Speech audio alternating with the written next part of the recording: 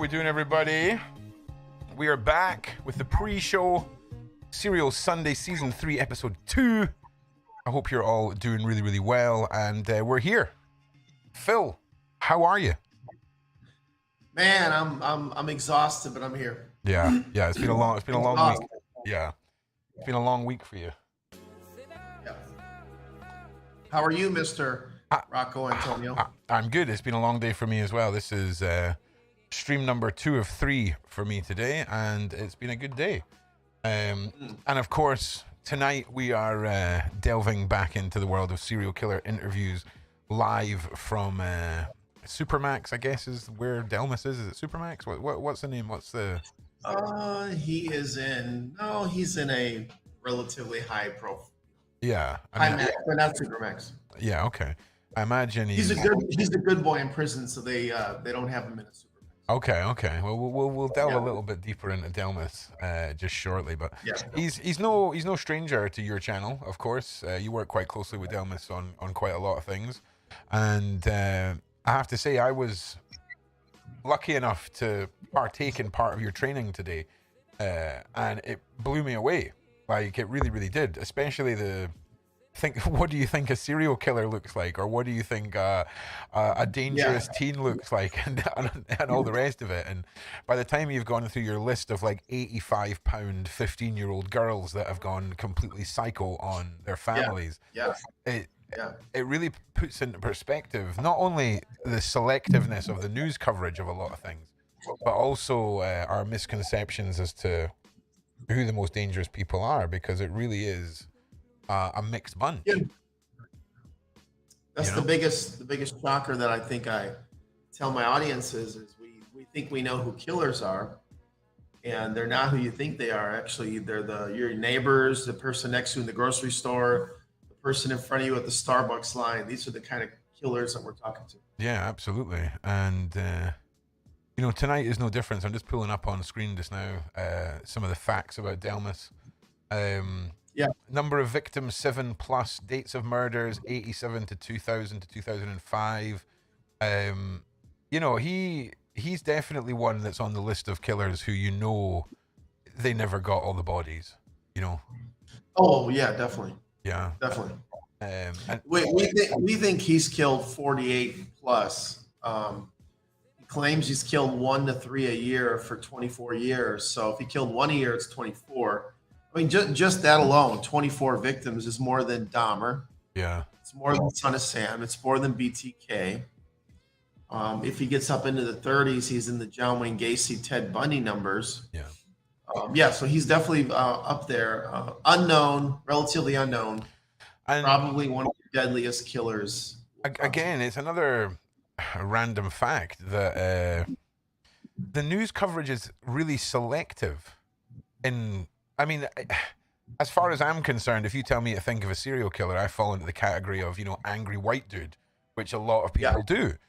And it's just not the case. And during your training, it was so interesting. And this is something that Phil goes on tour with all around America. You'll find out very, very soon when those dates are and how you can buy tickets.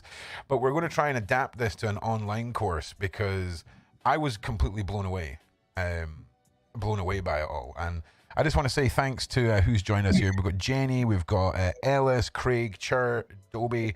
What is happening? The Armstrong clan is here. James, good to see everyone. Please leave a like and share this stream. It would really help us out. But yeah, it's the world of serial killers. It's everyday life. It's another day at the office for you, Phil.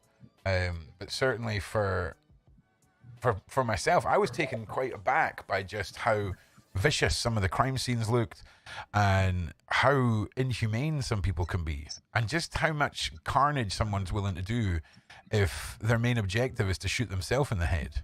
They don't care if the footage of those two neighbors fighting, and the savagery that ensued, and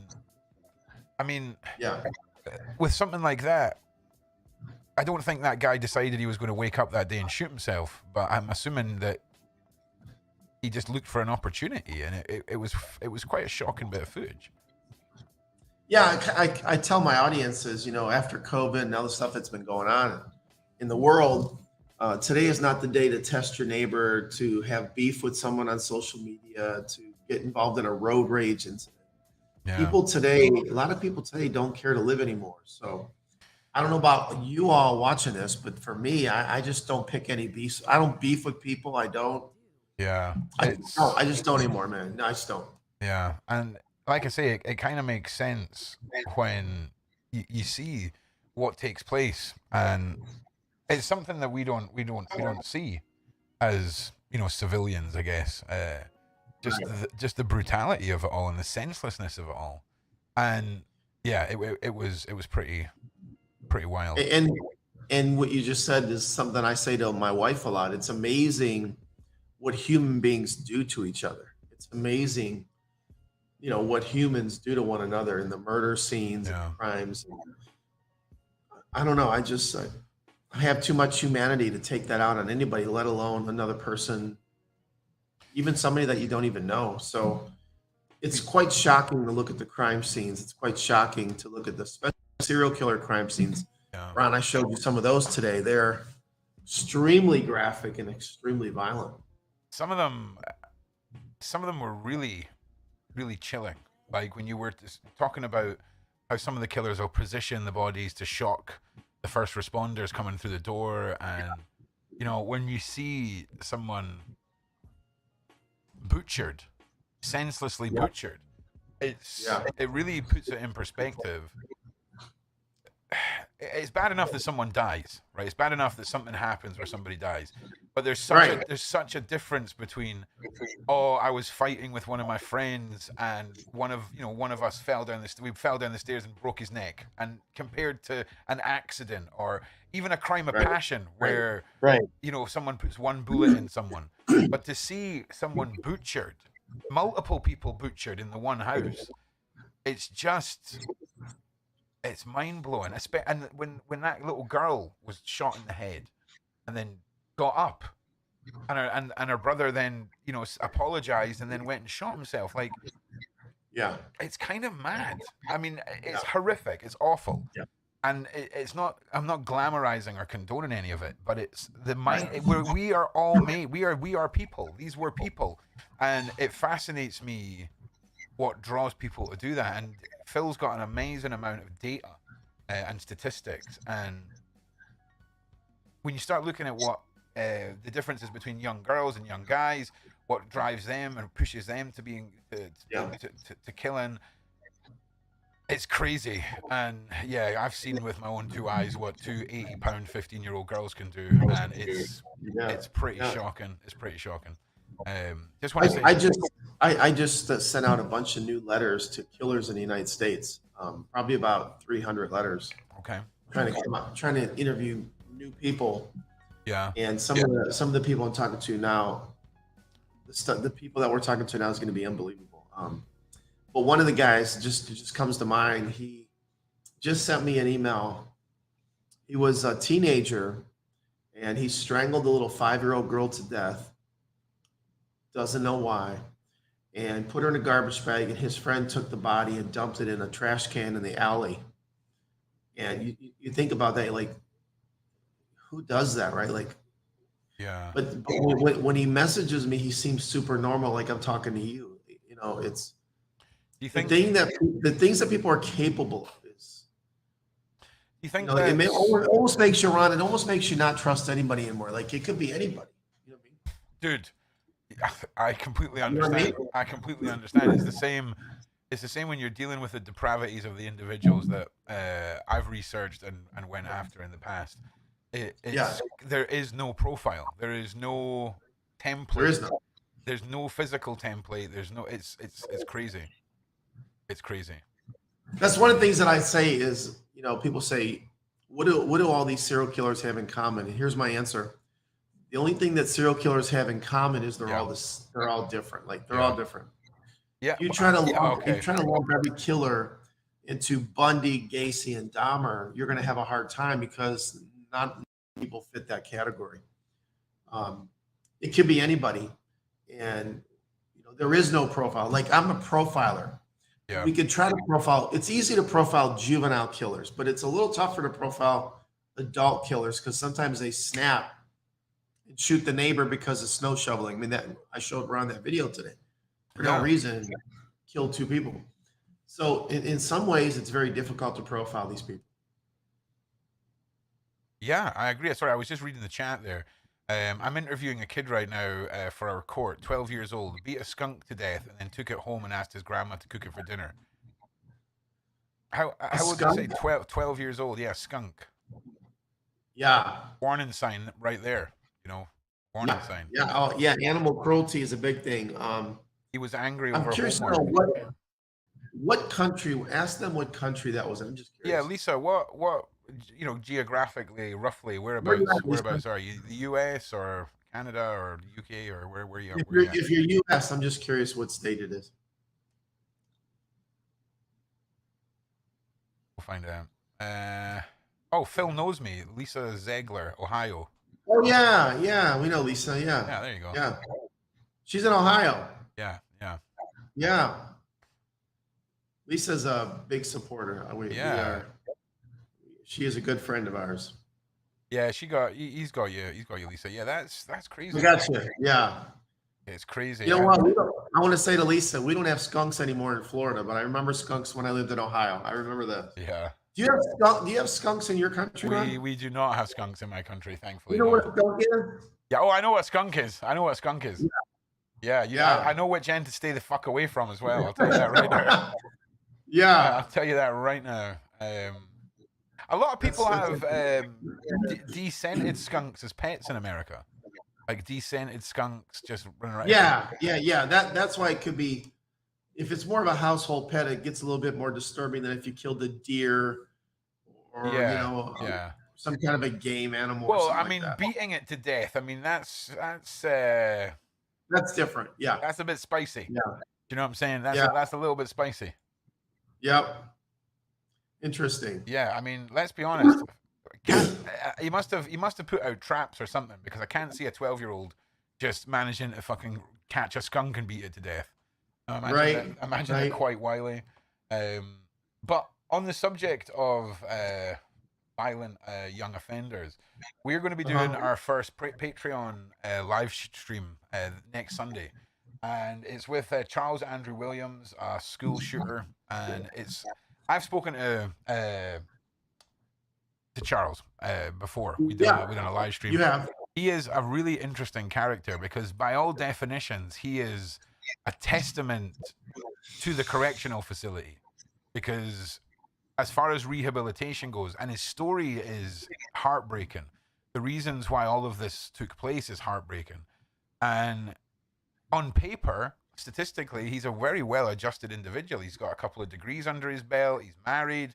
He's really remorseful about everything that happened. I'm pretty sure, is he not? Has he not been in touch with some of the families of the victims and things like that, and working with them or something? I'm sure there was something to do with that as well. But he's up for release in the next few years, and no, he's up for release less than a year. Less than a year. Wow. I like 9 months. Yeah. 9 months he'll be.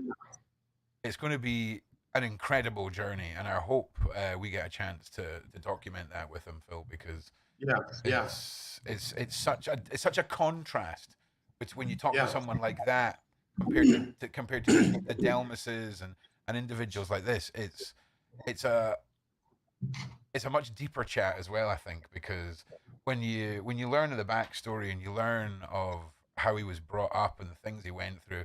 Oh, Paula M, thank you very, very much, Paula. I appreciate your support. Thank you so much.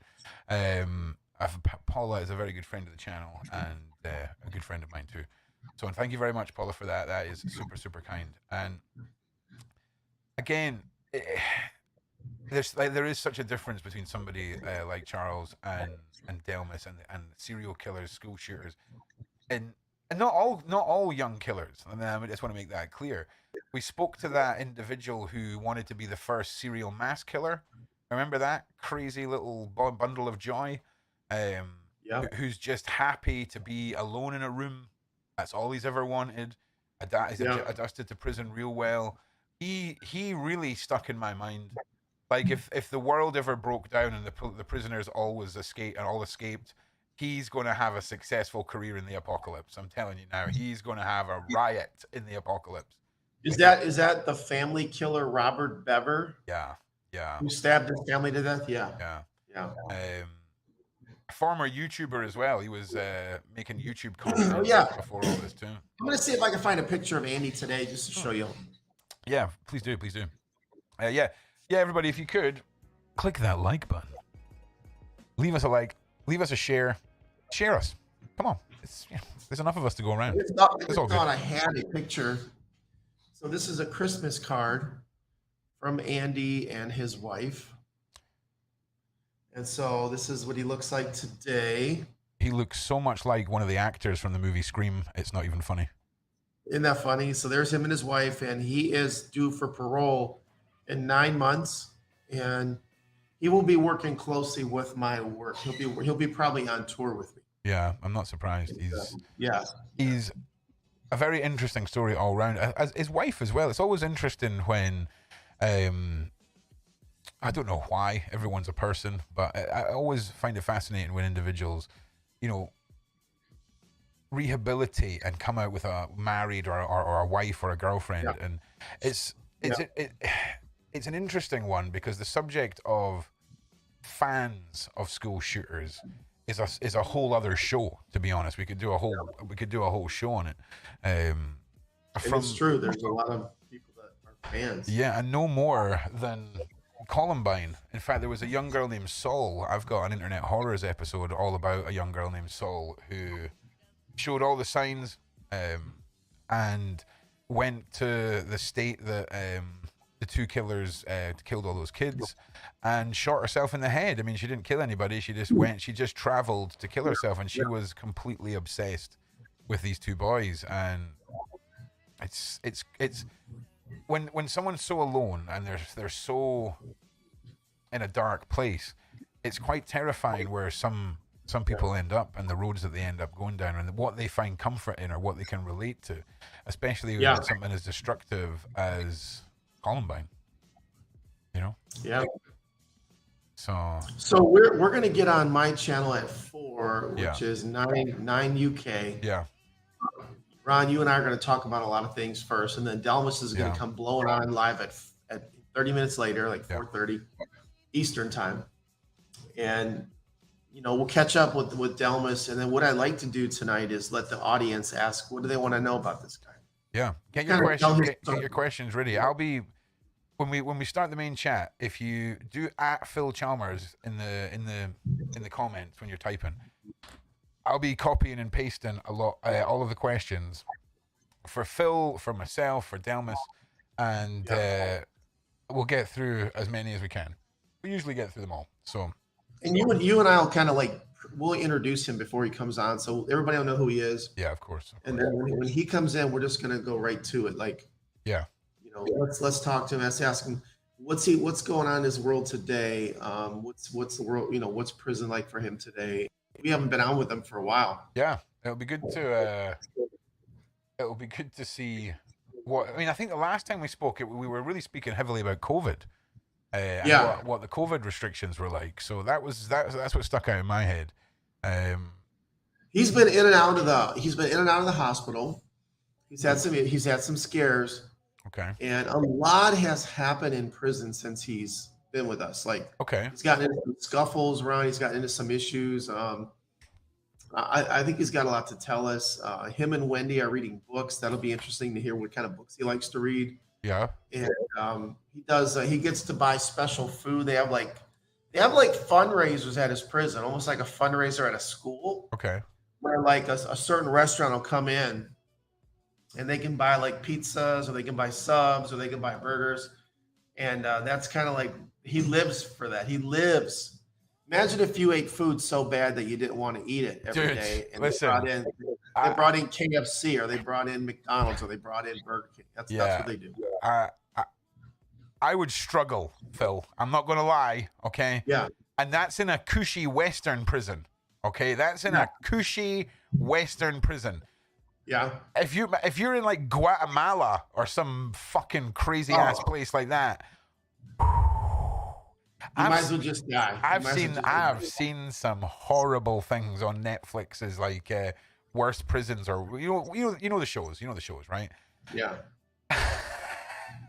Like, you mean the food? Like, what kind? Is it bad food? Dude, it's not even the food. It's like you shouldn't be able to buy a hand grenade, okay, in prison. All right, that's all I'm Yeah, saying. That's all I'm saying. If the yeah. prison is at the point where the guards will not enter the prison, okay, and it's run by criminals, like, I mean, if I'm going to do crime in that country, the crime better be, the payoff better be ridiculous, ridiculous, right? Because fuck that. I'm not even gonna go and visit those countries because Nah. I don't want to be set up. I don't want to be set up Yeah, man. and some planet on me that I end up in prison. So basically, I'm very careful. Listen, Yeah. audience, I'm very careful what countries I visit, Yeah. where I go, Of course. and that's not how I want to finish out my life for sure. No, I mean, Right? and of course, I say cushy Western prison, but we don't have to look any further than our friend Sean Atwood. He spent time in a very, very, very maximum security prison, and I've read the first chapter of one of his books, and it traumatized me all about cockroaches and Really? dude, Wow. dude, like he said, as soon as the sun went down, it was this old, old prison. As soon as the sun went down, man, the walls just became alive. So at night time, he would put his sheet over himself and curl up into a ball and tuck the sheet around his body so that he could feel them crawling all over him, but they weren't touching him because his sheet was over him. Oh, And that's when hell he sort of learned how to start doing yoga and sort of, separating. And that's what blew up. I mean, it was him reporting on how horrific the prison was in Really? an old school written blog online that got him the attention that he deserved Wow. on the case. And if you don't know the full story of Uncle Sean, it's fascinating how many years he was facing, and how that court case could have went and all the rest. It was bonkers, and yeah, Wow. it just makes you not want to do anything naughty. I'll be honest with you, because when you see and you understand how horrific American prisons, some of the UK prisons, you've only got to look at how well funded these prisons could be because of the countries they're in, and they're not. They're private institutions, and Yeah. that's scary. Well, especially in America, it's all privatized, and that's scary to me, man. You shouldn't have quotas for humans to be locked up. So, I'm getting ready to do a tour. For those of you in the U.S., I'm going to be in Ohio all of next week. I'm going to be the following week. I'm going to be in Montana, Utah, North Dakota, and the following week I'm in again Utah and Virginia. I'm doing a heavy tour the next few weeks. I post every day on my Patreon, guys. I just posted. I don't know if you've been watching my Patreon, Ron, but I post every day, and I post some really cool shit. And I just posted this to give you an example of what you get on my page. I don't know if you can see on these, but these are some extremely rare photos of John Wayne Gacy dressed up like Pogo. Damn. And I came across these, and it's hard to see with this Yeah. the way the cameras. But actually, I think I have the picture. These are extremely rare. This is just one day of posts that you get to kind of keep up with true crime scenes, letters that I get. We got some crazy stuff. So if you like true crime, jump on my Patreon. It's $5 a month. You can cancel anytime, and check out the content that we're posting. And then once or twice a month, Ron and I go Zoom live with a serial killer, a school shooter, or somebody like that. So yeah, there's a lot. For those of you that jumped on, it's good to have you. I hope you enjoy it. For those of you who haven't, check it out. I think you'll like and this week, for this particular first Patreon Zoom call, whatever you want to call it, it's open to everyone. So if you sign up for the $5 or the $20 tier, everyone will have access to the first serial killer, mass shooter, school shooter interview that we do, just so you all get a feel for it, and you can kind of dip your toe in, if you will. And there's a lot more to just the posts and the live streams. We're working on developing some stuff where Phil can sort of get out of his comfort zone and doesn't have to have be so restricted in the professional world, he can kind of Yeah. throw some steaks on a grill and talk about his favorite beers and see what you all think, and just live his life a little bit. And of course, I've been trying to monetize Wendy and the dog for months now, and we'll figure out a way of doing that as well. So it's good stuff. But like I say, make sure you guys are getting your questions organized, and you know what you want to be asking Dellmus when we get him on. The main show, of course, will be starting over on Phil's channel. As soon as this stream ends, you'll automatically be shifted straight over to Phil's channel. You don't have to do anything. We make it that easy for you. And tell us a little bit more, Phil, about what people could expect if they wanted to come and see you in Ohio or one of the other states. It's a full day. Give us the kind of the length and the rundown of it, because so if anybody has ever seen the show Mindhunter on Netflix, basically that is what you're going to see. It's a profiling homicide class that would only be usually available to FBI agents. So when I got in this business, I thought everybody needs to see this, not just cops, not just law enforcement, not just FBI. It's actually open to anybody that wants to come. My classes, my tour kicks off in October. My major tour kicks off in October. And you can go to my website, philchalmers.com, and look at my tour dates. But it's crime scenes, this active shooting videos. I gave Ron a little taste today. It's quite easy to hear you saying those things and to almost get the wrong impression of it being a gore fest or glamorization or sensationalizing these traumas. But I left the 2 hours maybe that we did today, and I felt like I was better prepared for protecting myself against these sort of people. One prime example of this is that sliding glass door, man, the werewolf, when he got in that house. If that door had been locked, who knows what would have happened? You know, because in his crazy ass brain, that was the universe making sure and telling him it was okay to do it. Bet your sweet ass I went and checked my back door. It's really put in perspective how little of a shit you should give about other people when your family's lives are at stake.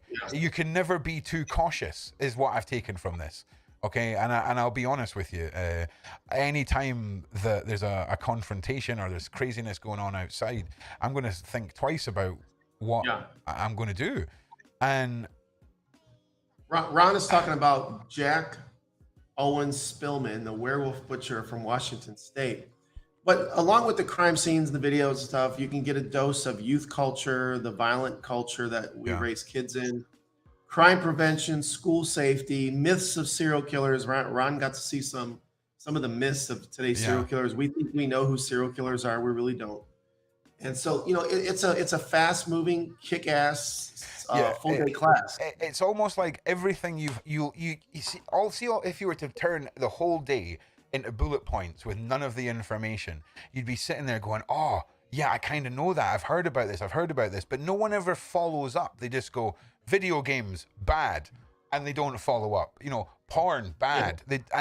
But the way that you follow up on everything, and that Rihanna music video with the dead naked woman just swinging about, like, it's mind blowing, because there's a big difference between parents who are very restrictive of what movies kids can see, but they might not think of the access to music that the internet will allow them to have. And I know that sounds dumb, right? But trust me, those parents are out there, okay? And it was very compelling, and it was compelling on so many different levels, depending on what the topic was that you were talking about, if you see what I'm saying. Because a lot of it we already know, but some of it, dude, it was so mind-blowing. And but it's one thing, Ron, for me to tell you. It's another thing for me to show you. That's exactly it. It's the difference. Yeah, when you were given a scenario and then showing the devastation. I think it's because I've never actually seen the devastation that a human being can really truly cause another human being. We talk about Ted Bundy, but I show you a woman who's been devastated by Ted Bundy. Yeah. And it's a rare photo. And I'm like, you're like, whoa, like, that's pretty evil. Yeah, dude. But it's not, you kind of expect it from Ted Bundy. You didn't really expect it from the two little 15-year-old girls, or or the altar boy, right? Altar boy. Yeah. Man, that was way more interesting than any John Wayne Gacy, Ted Bundy stuff. Yeah. Do you know what I mean? We kind of get it that they're fucking off their nut. Do you know what I'm saying? But when you see literally the Milky Bar kid, right? The Milky Bar kid from the old Milky Bar advert, and in the next photo he's handcuffed and there's 6 bodies. It's like, Yeah. Yeah. damn. Well, listen, everybody, we So got. hey, I'm gonna jump off here Yeah. and get ready for my live. Are we ready, Ron? You ready to Yeah. switch people over? Yeah. soon? And Well, you just I'm gonna stay. leave here and jump on, okay? Yeah, just no. You stay here. Don't go anywhere. We'll just end the I'm gonna show, and then we're just staying here, man. It's the same place. You go do your thing. All right, everybody. Listen, thank you. We will see you over on the Phil Chalmers channel in about 2 or 3 minutes for the main show. Dellmus Colvin live interview from prison with myself and Phil. See you over there, you beautiful, beautiful people.